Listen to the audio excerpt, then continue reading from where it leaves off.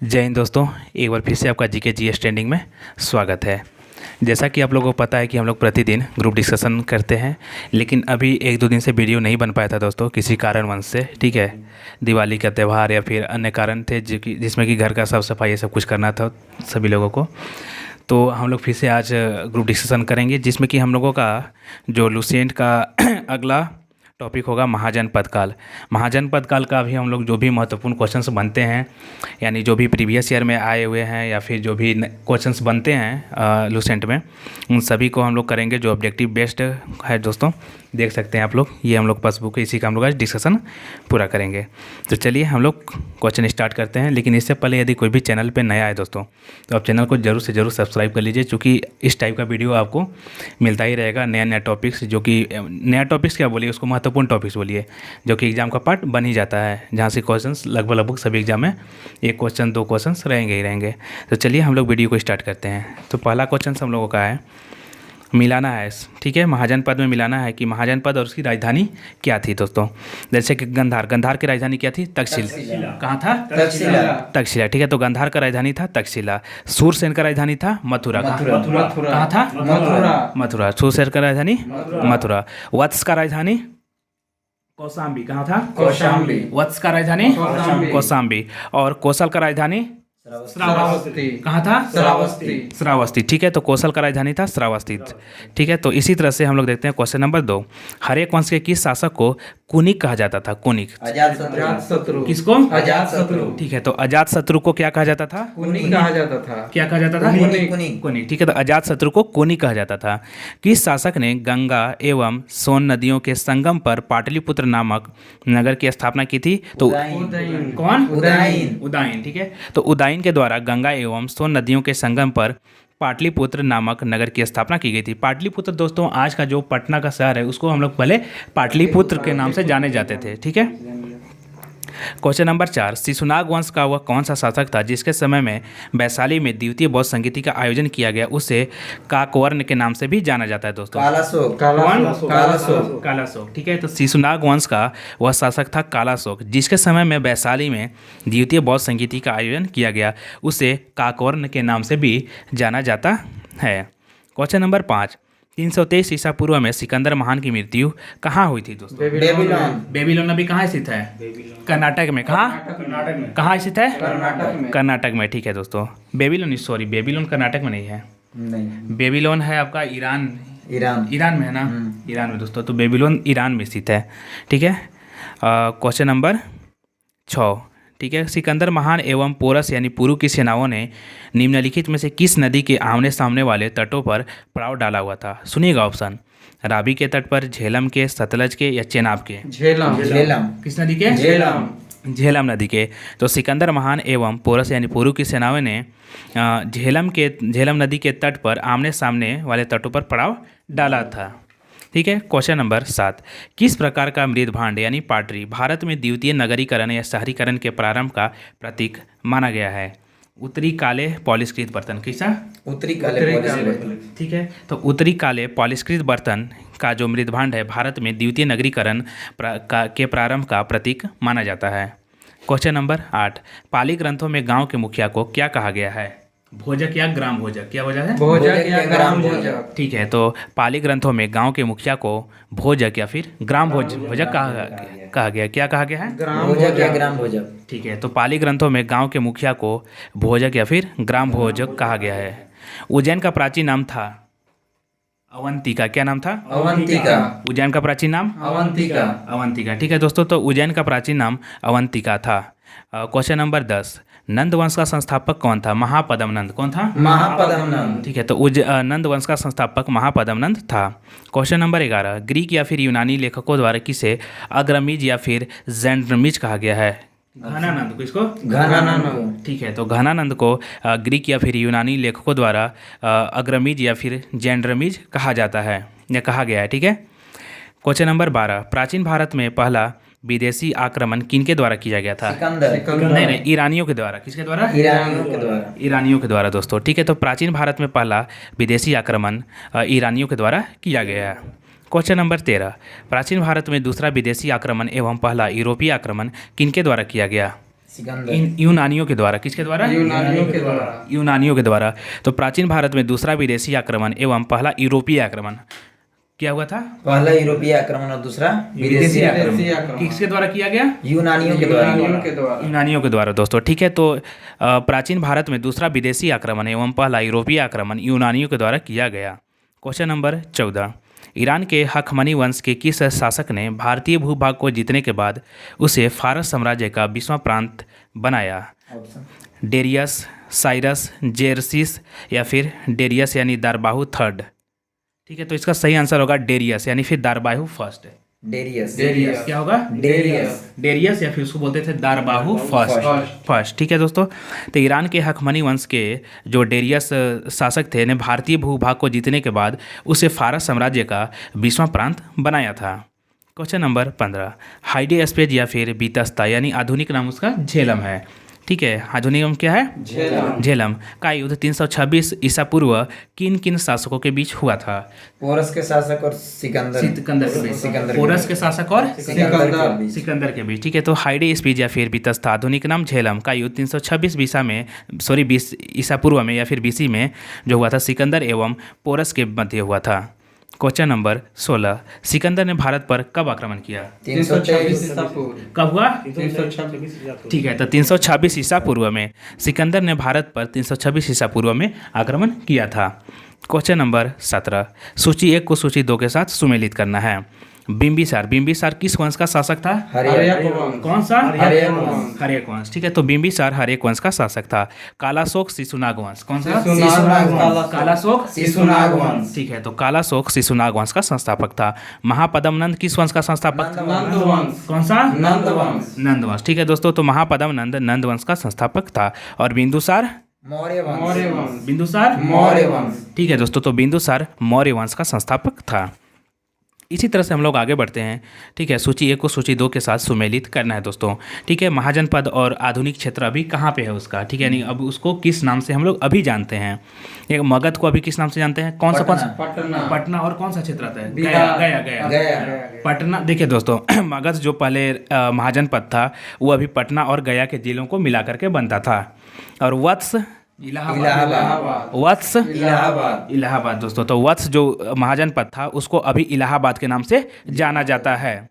कोसल जो उस समय था उसको अभी क्या कहते हैं? अवध। क्या कहते हैं? अवध। दोस्तों, कोसल जो जिस समय की महाजनपद था उसका जो अभी क्षेत्र अवध के में आता है, यानी अभी उसको अवध के नाम से जाना जाता है।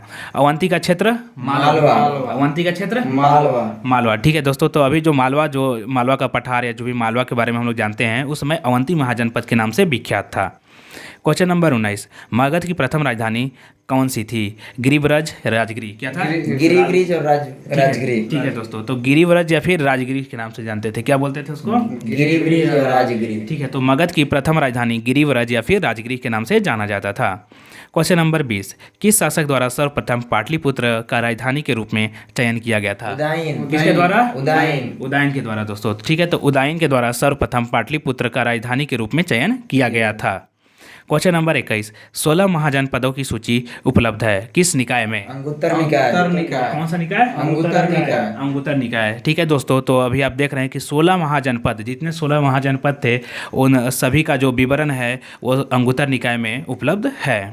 क्वेश्चन नंबर 22, निम्नलिखित में से मगध का कौन सा राजा सिकंदर महान का समकालीन था? महापद्मनंद, घनानंद, शुकल्प या फिर चंद्रगुप्त मौर्य? कौन था? घनानंद। सही जवाब है घनानंद दोस्तों। तो मगध का जो घनानंद राजा था वो सिकंदर महान का समकालीन राजा था। क्वेश्चन नंबर 23, प्रथम मगध साम्राज्य का उत्कर्ष किस नदी में हुआ था? किस सदी में हुआ था दोस्तों? छठी सदी ईसा पूर्व। कौन सा? ईसा पूर्व। ठीक है दोस्तों, तो प्रथम जो मगध साम्राज्य था, ठीक है, उसका उत्कर्ष 6ठी सदी ईसा पूर्व में हुआ था। क्वेश्चन नंबर 24, सिकंदर की भारत में सफलता के क्या कारण थे दोस्तों? तो पहला सुनिएगा, भारत में तब कोई केंद्रीय सत्ता नहीं थी। सही है। ठीक है, उसकी सेना श्रेष्ठ प्रकार की थी। सही है। उसे देशद्रोही भारतीय शासकों का सहयोग मिला। सही है। 4 वह एक अच्छा प्रशासक था। सही है। सही है। ठीक है दोस्तों, तो सिकंदर की भारत में सफलता का कारण ये चारों होंगे। उसको एक बार हम फिर से रिपीट कर देते हैं कि वो चारों क्या होंगे। कि भारत में तब कोई भी केंद्रीय सत्ता नहीं थी, उनकी सेना श्रेष्ठ प्रकार की थी, और तीसरा है उसे देशद्रोही भारतीय शासकों का सहयोग मिला, और चौथा वह एक अच्छा प्रशासक भी था, इसलिए सिकंदर की भारत में सफलता प्राप्त हो सका। क्वेश्चन नंबर 25, सूची 1 को सूची 2 के साथ सुमेलित करना है। ठीक है दोस्तों, तो देखिए राजा और उसका राज्य कौन सा था, यानी राजा और उससे संबंधित राज्य को आपको सुमेलित करना है। जैसे प्रदोत थे, ठीक है, तो प्रदोत किस राज्य से थे? अवंती। कौन सा राज्य थे? अवंती। प्रदोत अवंती। अवंती। ठीक है, तो प्रदोत का राज्य था अवंती, और उदयन का राज्य कौन सा? वत्स। कौन था? वत्स। उदयन का वत्स। वत्स। ठीक है दोस्तों, तो उदयन का जो राज्य था वह था वत्स, और प्रसेनजीत का राज्य था कौशल। कौन था? कौशल। प्रसेनजीत किस राज्य के राजा थे? कौशल। कौशल। ठीक है, कौशल अभी कौन सा आता है क्षेत्र? अवध। अवध। अभी अवध। ठीक है दोस्तों, अब आता है अजातशत्रु। अजातशत्रु कहाँ के राजा थे? मगध। कहाँ के थे? मगध। अजातशत्रु मगध। मगध के। ठीक है दोस्तों, इसी तरह से प्रदोत अवंती के थे, उदयन वत्स के थे, प्रसेनजीत कौशल के थे, और अजातशत्रु मगध राज्य के राजा थे।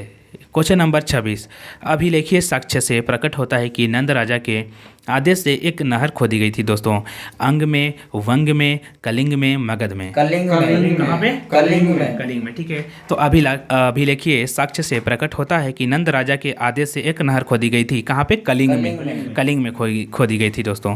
क्वेश्चन नंबर 27, पहला ईरानी शासक जिसे भारत के कुछ भाग को अपने अधीन किया गया था वो कौन थे? Cyrus, Cambyses, Darius, Xerxes. Darius. कौन? डेरियस। डेरियस। तो पहला ईरानी शासक जिसने भारत के कुछ भूभाग को अपने अधीन किया था वो थे डेरियस। क्वेश्चन नंबर 28, मगध के राजा अजातशत्रु का सदैव किस गणराज्य के साथ युद्ध रहा है दोस्तों? वज्जिसंघ के साथ। किसके साथ? वज्जिसंघ। वज्जिसंघ को हम लोग वैशाली के नाम से भी जानते हैं। तो मगध के राजा जो अजातशत्रु हैं उनका सदैव वैशाली राज्य या फिर वज्जिसंघ के गणराज्य के साथ युद्ध रहा है। क्वेश्चन नंबर 29, वज्जिसंघ के विरुद्ध मगध राज्य के किस शासक ने प्रथम बार रथ मूसल या फिर एक ऐसा रथ जिसमें गदा जैसा हथियार जुड़ा था तथा महाशिला कंटक यानी पत्थर फेंकने वाला एक युद्ध यंत्र है जिसको हम लोग बोलते हैं महाशिला कंटक नामक गुप्त हथियारों का प्रयोग किया गया था? अजातशत्रु। किसके द्वारा? अजातशत्रु। अजातशत्रु। तो चलिए एक बार हम इसको फिर से रिपीट कर देते हैं क्योंकि क्वेश्चंस काफ़ी लंबा है। तो वज्जिसंघ के विरुद्ध मगध राज्य के अजातशत्रु शासक ने प्रथम बार रथमूलक और महाशिला कंटक नामक गुप्त हथियारों का प्रयोग किया था। क्वेश्चन नंबर 30, नंद वंश का अंतिम सम्राट कौन था? घनानंद। कौन था? घनानंद। घनानंद दोस्तों, तो नंद वंश का अंतिम सम्राट घनानंद था। क्वेश्चन नंबर 31, भारत में सिक्कों या फिर मुद्रा का प्रचलन कब हुआ? 600 ईसा पूर्व। 600 ईसा पूर्व। कब हुआ? 600 ईसा पूर्व। ठीक है, तो भारत में सिक्का या फिर मुद्रा या फिर करेंसी का प्रचलन 600 ईसा पूर्व में होता है। क्वेश्चन नंबर 32, निम्न राजाओं पर विचार कीजिए, अजातशत्रु, बिंदुसार और प्रसेनजीत। ठीक है, तो इनमें से कौन कौन बुद्ध के समकालीन थे? बताइएगा। अजातशत्रु, बिंदुसार, प्रसेनजीत। अजातशत्रु और प्रसेनजीत। अजातशत्रु और प्रसेनजीत। ठीक है, तो अजातशत्रु और प्रसेनजीत बुद्ध के समकालीन राजा हुआ करते थे। क्वेश्चन नंबर 33, छठी सदी ईसा पूर्व के दौरान बड़े राज्यों के उदय का मुख्य कारण क्या था? ठीक है, उत्तर प्रदेश और बिहार में व्यापक पैमाने पर लोहे का उपयोग हुआ। सही है। ठीक है दोस्तों, तो छठी सदी ईसा पूर्व के दौरान बड़े राज्यों के उदय का मुख्य कारण था कि उत्तर प्रदेश और बिहार में व्यापक पैमाने पर लोहे का प्रयोग किया गया। क्वेश्चन नंबर 34, मगध सम्राट बिंबिसार ने अपने राजवैद्य जीवक को किस राज्य के राजा की चिकित्सा के लिए भेजा था? किस राज्य के? अवंती। देखिए, कौशल, अंग, अवंती, वैशाली। अवंती। कौन सा? अवंती। ठीक है दोस्तों, तो मगध साम्राज्य बिंबिसार ने अपने राजवैद्य जीवक यानी जो चिकित्सक था जीवक उसको अवंती के राज्य के जो राजा थे उनके चिकित्सा के लिए, उनका जो उपचार के लिए अवंती भेजा था। क्वेश्चन नंबर 35, किस शासक ने अवंती को जीतकर मगध का हिस्सा बना लिया था? शिशुनाग। कौन? शिशुनाग। ठीक है दोस्तों, तो शिशुनाग ने अवंती को जीतकर मगध का साम्राज्य बना लिया था। क्वेश्चन नंबर 36, किस मगध सम्राट ने अंक का विलय अपने राज्य में कर लिया था? बिंबिसार। कौन? बिंबिसार ने मगध सम्राट के बिंबिसार जो था मगध सम्राट, ठीक है, उसने अंग का विलय अपने राज्य में कर लिया था, यानी अंग को मगध में मिला लिया था, वो था बिंबिसार। क्वेश्चन नंबर 37, शिशुनाग ने किस राज्य का विलय मगध सम्राटे में किया? अवंती का, वत्स का? अवंती। हाँ, अवंती। नहीं, काशी होगा। काशी। हाँ, काशी। तो शिशुनाग ने काशी का विलय मगध साम्राज्य में नहीं किया था दोस्तों, अवंती और वत्स का किया था। क्वेश्चन काशी सुनिए, का नहीं किया था। काशी का नहीं किया था, ठीक है। तो शिशुनाग ने काशी का नहीं किया, किसका किसका किया था? अवंती और वत्स का। किसका? अवंती और वत्स का। अवंती और वत्स का, ठीक है दोस्तों। तो शिशुनाग ने अवंती और वत्स राज्य का विलय मगध साम्राज्य में किया था, ठीक है। क्वेश्चन नंबर 38, काशी और लिच्छवी का विलय मगध साम्राज्य में किसने किया? ठीक है, बिंबिसार ने, अजातशत्रु ने, उदयन ने, शिशुनाग ने। अजातशत्रु कौन होगा? अजातशत्रु, ठीक है। तो काशी और लिच्छवी का विलय मगध साम्राज्य में अजातशत्रु ने किया। कौन किया? अजातशत्रु, ठीक है दोस्तों। क्वेश्चन नंबर 39, मगध साम्राज्य के बारे में कौन सही नहीं है? कौन मतलब गलत है, ये बताना है। तो पुराणों एवं महाकाव्यों के अनुसार इसकी स्थापना बृहद्रथ ने की थी। सही है, ठीक है। बी आता है, ठीक है। महापद्म नंद ने इसे सर्वाधिक विस्तार प्रदान किया तथा सर्व छत्रांत यानी क्षत्रियों का अंत करने वाला एवं इकराट की उपाधि धारण की। सही है, ठीक है। गिरिव्रज, राजगृह, पाटलिपुत्र एवं वैशाली क्रमशः इसकी 4 राजधानियां बनी। सही है दोस्तों, ठीक है। तो मगध साम्राज्य के बारे में ये तीनों चीज़ें सही हैं। इनमें से नहीं है। तो ऑप्शन जो डी है इनमें से नहीं, यही आंसर होगा, यानी चूंकि तीनों चीज़ें सही हैं मगध साम्राज्य के बारे में, ठीक है। एक बार पढ़ देते हैं मगध साम्राज्य के बारे में कौन कौन सा सही है। पुराणों एवं महाकाव्यों के अनुसार इसकी स्थापना बृहद्रथ ने की थी। कौन की थी? बृहद्रथ, ठीक है। महापद्म नंद ने इसे सर्वाधिक विस्तार प्रदान किया तथा कौन विस्तार प्रदान किया? महापद्म, ठीक है। महापद्म नंद ने इसे सर्वाधिक विस्तार यानी सबसे ज़्यादा विस्तार इसका किया था। किसका? मगध का, ठीक है। और सर्व छत्रांतक यानी क्षत्रियों का अंत करने वाला एवं इकराट की उपाधि धारण की थी, ठीक है। घनान महापद्म नंद, ठीक है। और गिरिव्रज, राजगृह, पाटलिपुत्र एवं वैशाली, कौन कौन राजधानी था? गिरिव्रज, राजगृह, पाटलिपुत्र एवं वैशाली, ये 4 राजधानियां थी, ठीक है। क्वेश्चन नंबर 40, सिकंदर के आक्रमण के समय उत्तर भारत पर निम्नलिखित राजवंशों में से किस एक का शासन था? किसका? किसका? नंदवंश, ठीक है। तो सिकंदर जिस समय आक्रमण किया था उस समय उत्तर भारत पर नंदवंश का शासन हुआ करता था।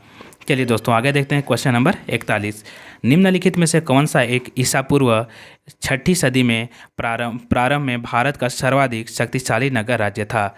गांधार, कंबोज, काशी, मगध। मगध, ठीक है दोस्तों।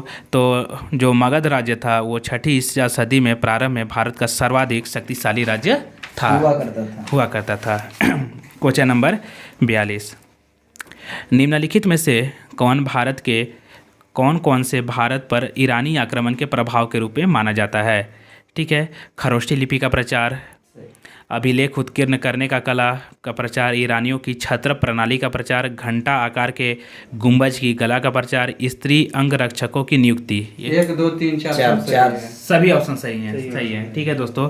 तो जो कौन कौन से थे? तो भारत पर ईरानी आक्रमण के जो प्रभाव के रूप में माना जाता है, तो ये 5 ऑप्शन सही होंगे, ठीक है। ठीक है, एक बार फिर से पढ़ दें। ठीक है। खरोष्ठी लिपि का प्रचार, किसका प्रचार? खरोष्ठी लिपि का प्रचार, ठीक है। अभिलेख उत्कीर्ण करने की कला का प्रचार, किसका प्रचार? अभिलेख उत्कीर्ण कला का प्रचार, ठीक है। ईरानियों की छत्र प्रणाली का प्रचार, ईरानियों की छत्र प्रणाली का प्रचार, घंटा आकार के गुंबज की कला का प्रचार, घंटा आकार के गुंबज का कला का प्रचार, और स्त्री अंग रक्षकों की नियुक्ति। ठीक है दोस्तों, यानी स्त्रियों के मतलब रक्षा के लिए नियुक्त किया जाता है, ठीक है, अंगरक्षक। क्वेश्चन नंबर 43, निम्नलिखित में से कौन सा एक सिकंदर के आक्रमण का प्रभाव नहीं था? ठीक है, और मतलब कौन सा नहीं था उसके आक्रमण का प्रभाव, इसके बारे में बताना है। तो इस आक्रमण ने भारत और यूनान के बीच प्रत्यक्ष संपर्क स्थापित करवाया था। सही है, करवाया था, ठीक है। इस आक्रमण ने पश्चिम उत्तर भारत में यूनानियों की स्थापना का मार्ग प्रशस्त किया था। सही है। सिकंदर अनेक उपनिवेशों की स्थापना के लिए उत्तरदायी था। सही है। सही है। ठीक है, उसने भारत को यूनान की रियासत बनाया। नहीं, गलत है। ये गलत है। ठीक है दोस्तों, तो ये सही आंसर होगा चूंकि ये गलत है। इसमें पूछा था कि इनमें से कौन सा एक सिकंदर के आक्रमण का प्रभाव नहीं था दोस्तों, तो उसने भारत को यूनान का रियासत नहीं बनाया था, ये गलत था इसमें। चलिए क्वेश्चन नंबर 44, निम्नलिखित में से किस राज्य में गणतंत्रात्मक शासन व्यवस्था नहीं थी दोस्तों? ठीक है, कपिलवस्तु के शाक्य में, वैशाली के लिच्छवी में, कुशीनगर के मल्ल में, या मगध में? मगध में। किसमें? मगध में। मगध में दोस्तों। ठीक है, तो मगध राज्य में गणतंत्रात्मक शासन व्यवस्था नहीं थी। कहाँ नहीं थी? मगध में। मगध में। ठीक है, क्वेश्चन नंबर 45, निम्नलिखित में से किसे सैन्य या फिर नियमित और अस्थायी सेना रखने वाला कहा जाता था? बिंबिसार को, अजातशत्रु को, उदयन को, शिशुनाग को? बिंबिसार। किसको? बिंबिसार। बिंबिसार को सैन्य कहा जाता था, यानी सैन्य का मतलब होता है दोस्तों नियमित और अस्थायी सेना रखने वाला, उसको हम लोग सैन्य के नाम से जानते थे, और ये बिंबिसार था। क्वेश्चन नंबर 46, निम्नलिखित में से किसे उग्रसेन या फिर भयानक सेना का स्वामी, भयानक सेना का स्वामी कहा जाता था? किसे कहा जाता था?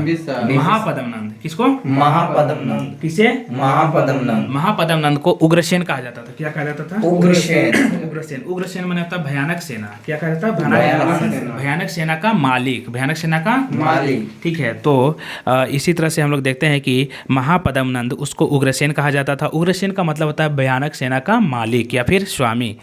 क्वेश्चन नंबर 47, डेरियस या फिर दाराय बाहु फर्स्ट, क्या डेरियस मैंने दाराय बाहु फर्स्ट ने 516 BC में सिंधु के तटवर्ती भूभाग को जीतकर उसे ईरान का 20वां क्षत्रपी माने होता है प्रांत बनाया। ठीक है, उससे कितना राजस्व प्राप्त होता था? 360 टैलेंट। कितना? 360 टैलेंट। कितना? 360 टैलेंट।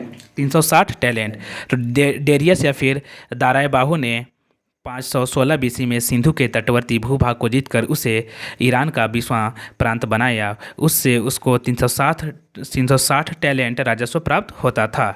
क्वेश्चन नंबर 48, निम्नलिखित में से कौन सिकंदर के साथ भारत आने वाला इतिहासकार नहीं था? निरियाकस, एनासीक्रिटिस, या फिर एरिस्टोबुलस, या फिर हेरोडोटस? कौन? हेरोडोटस। ठीक है दोस्तों, तो सिकंदर के साथ जो भारत आने वाले इतिहासकार थे उनके बारे में एक बार आप नाम सुनिए। निरियाकस भी आए थे सिकंदर के साथ, एनासीक्रिटस भी आए थे, एरिस्टोबुलस भी आए थे, ये तीनों आए थे, लेकिन हेरोडोटस नहीं आया था सिकंदर के साथ। हेरोडोटस नहीं आया था। ठीक है, क्वेश्चन नंबर 49, महाजनपद काल में श्रेणियों के संचालक को कहा जाता था? श्रेष्ठहीन, सेठ, जेठक, या फिर ग्रामभोजक? श्रेष्ठहीन। क्या कहा था? श्रेष्ठहीन। श्रेष्ठहीन। ठीक है दोस्तों, तो महाजनपद काल में श्रेणियों के जो संचालक होते थे उनको हम लोग श्रेष्ठहीन के नाम से जानते थे। ठीक है, क्वेश्चन नंबर 50, गृहपति का अर्थ क्या होता है दोस्तों? गृहपति माने धनी किसान। क्या होता था? धनी किसान। क्या होता था? धनी किसान। गृहपति माने धनी किसान। धनी किसान। ठीक है दोस्तों, तो गृहपति का मतलब होता था धनी किसान। चलिए दोस्तों, फिर से हम लोग को सूची एक को सूची 2 के साथ मिलाना है। ठीक है, तो देखो अष्टकुलक का मतलब क्या होता था? अष्टकुलक का मतलब होता था परामर्शदायी संस्था। क्या होता था? परामर्शदायी संस्था। अष्टकुलक का मतलब? परामर्शदायी संस्था। ठीक है दोस्तों, तो अष्टकुलक का मतलब होता है परामर्शदायी संस्था। महामात्र माने होता था उच्च कोटि के अधिकारी। क्या होता था? उच्च कोटि के अधिकारी। उच्च कोटि के अधिकारी को क्या कहते थे? महामात्र। क्या कहते थे? महामात्र। ठीक है दोस्तों, तो महामात्र उच्च कोटि के अधिकारी को कहा जाता था। बलि साधक किसे कहा जाता था? किसानों से कर वसूलने वाला अधिकारी। किसे? किसानों से कर वसूलने वाला अधिकारी। ठीक है, बलि साधक मतलब किसानों से कर वसूलने वाले अधिकारी। ठीक है दोस्तों, तो बलि साधक मतलब होता है किसानों से कर वसूलने वाला अधिकारी। इसी तरह से सौल्किक या फिर उसको बोलते थे शुल्काध्यक्ष। सौल्किक या फिर शुल्काध्यक्ष। ठीक है दोस्तों, तो ये कहा जाता था शिल्पियों व व्यापारियों से जो शुल्क या फिर चुंगी वसूलने वाले अधिकारी होते थे उनको हम लोग बोलते हैं शुल्काध्यक्ष। क्या बोलते हैं उनको? शुल्काध्यक्ष। ठीक है दोस्तों, तो शुल्काध्यक्ष उनको कहा जाता था जो शिल्पियों या फिर व्यापारियों से शुल्क या फिर चुंगी वसूलने वाले अधिकारी हुआ करते थे। इसी तरह से हम लोग देखते हैं अब क्वेश्चन नंबर 52, मगध के किस प्रारंभिक शासक ने राज्यारोहण के लिए अपने पिता की हत्या की एवं इसी कारणवश अपने पुत्र द्वारा मारा गया। बिंब कौन? अजातशत्रु। कौन? अजातशत्रु। दोस्तों अजातशत्रु मगध के जो मगध के किस प्रारंभिक शासक ने? तो थे अजातशत्रु ने राज्यारोहण के लिए अपने पिता का हत्या कर दिया। कौन? अजातशत्रु। ठीक है दोस्तों, तो अजातशत्रु ने अपने राज्यारोहण के लिए अपने पिता का हत्या कर दिया। उसी तरह से, ठीक है ना, इसी तरह से अपने पुत्र के द्वारा भी अजातशत्रु मारा गया। ठीक, उसका बेटा कौन था?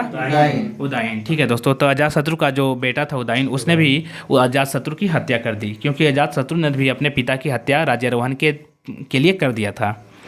क्वेश्चन नंबर 53, विश्व का पहला गणतंत्र वैशाली में किसके द्वारा स्थापित किया गया था? वैशाली, मौर्य, नंद, गुप्त, लिच्छवी। लिच्छवी। किसके द्वारा? लिच्छवी। लिच्छवी। तो विश्व का पहला गणतंत्र वैशाली था। कौन था? वैशाली। ठीक है, वो लिच्छवी के द्वारा स्थापित किया गया था। क्वेश्चन नंबर 54, क्वेश्चन नंबर 54 को भी सूची 1 को सूची 2 के साथ मिलान करना है। चलिए दोस्तों, तो हम लोग देखते हैं कुरु। ठीक है, देखिए एक तरफ है महाजनपद और एक तरफ है राजधानी। एक तरफ क्या है? राजधानी। ठीक है, तो जो महाजनपद था कुरु, उसका राजधानी क्या था दोस्तों? कुरु का राजधानी क्या था? कुरु का राजधानी था इंद्रप्रस्थ। क्या था? इंद्रप्रस्थ। कुरु का राजधानी इंद्रप्रस्थ। इंद्रप्रस्थ। ठीक है दोस्तों, तो कुरु का राजधानी था इंद्रप्रस्थ। पंचाल का राजधानी क्या था दोस्तों? पंचाल का अहिछत्र। क्या था? अहिछत्र। पंचाल का राजधानी अहिछत्र। ठीक है दोस्तों, तो पंचाल का राजधानी था अहिछत्र। और कौशल का राजधानी क्या था? साकेत। क्या था? साकेत। कौशल का राजधानी साकेत। साकेत। ठीक है दोस्तों, तो कौशल का राजधानी था साकेत। और वत्स का राजधानी था कौशाम्बी। क्या था? कौशाम्बी। वत्स का राजधानी कौशाम्बी। कौशाम्बी। ठीक है दोस्तों, तो वत्स का राजधानी था कौशाम्बी। क्वेश्चन नंबर 55, निम्न में से कौन एक बौद्ध ग्रंथ 16 महाजनपदों का उल्लेख करता है? कौन करता है? अंगुत्तर निकाय। कौन? अंगुत्तर निकाय। अंगुत्तर निकाय। ठीक है दोस्तों, तो अंगुत्तर निकाय बौद्ध ग्रंथ में जो 16 महाजनपद हैं उनका उल्लेख करता है। क्वेश्चन नंबर 56, 6ठी शताब्दी ईसा पूर्व का मत्स्य महाजनपद स्थित था पश्चिम उत्तर प्रदेश में, बुंदेलखंड में, राजस्थान में, रुहेलखंड में। तो वो था राजस्थान में। कहाँ था? राजस्थान। कहाँ था? राजस्थान में। ठीक है दोस्तों, तो 6ठी शताब्दी ईसा पूर्व का जो मत्स्य महाजनपद था वो कहाँ था? राजस्थान में। राजस्थान में था। ठीक है, क्वेश्चन नंबर 57, निम्नलिखित में से किस एक नदी को पहले बीतस्ता नाम दिया जाता था? झेलम को। किसको? झेलम को। किसको? झेलम को। झेलम से। चलिए दोस्तों, तो हम लोगों का जो अभी महाजनपद का जो टॉपिक था, इससे जितने भी ऑब्जेक्टिव बेस्ड क्वेश्चंस बनते थे वो समाप्त होते दोस्तों। ठीक है, तो आप लोग भी इसको अच्छे से कवर अप कीजिए, क्योंकि बहुत ही महत्वपूर्ण क्वेश्चंस है। और जो भी हम आपको क्वेश्चंस कराए हों कहीं ना कहीं एग्जाम में, ठीक है, SSC, रेलवे या फिर BPSC, राजस्थान के जो सिविल सर्विसेज एग्जाम है, प्रीवियस ईयर ही सब है इसमें लगभग। और कुछ मॉक टाइप से अपने से भी क्वेश्चंस क्रिएट किए गए हैं लुसेंट के द्वारा। बहुत ही अच्छा बुक है दोस्तों, और लगभग इससे क्वेश्चंस तो बाहर आएंगे ही नहीं आएंगे। तो यहीं पे हम लोग आज अपने वीडियो को समाप्त करते हैं महाजनपद का। ठीक है ना, सबका ओके है? ठीक है। तो कोई दिक्कत? चलिए ठीक है दोस्तों, जय हिंद।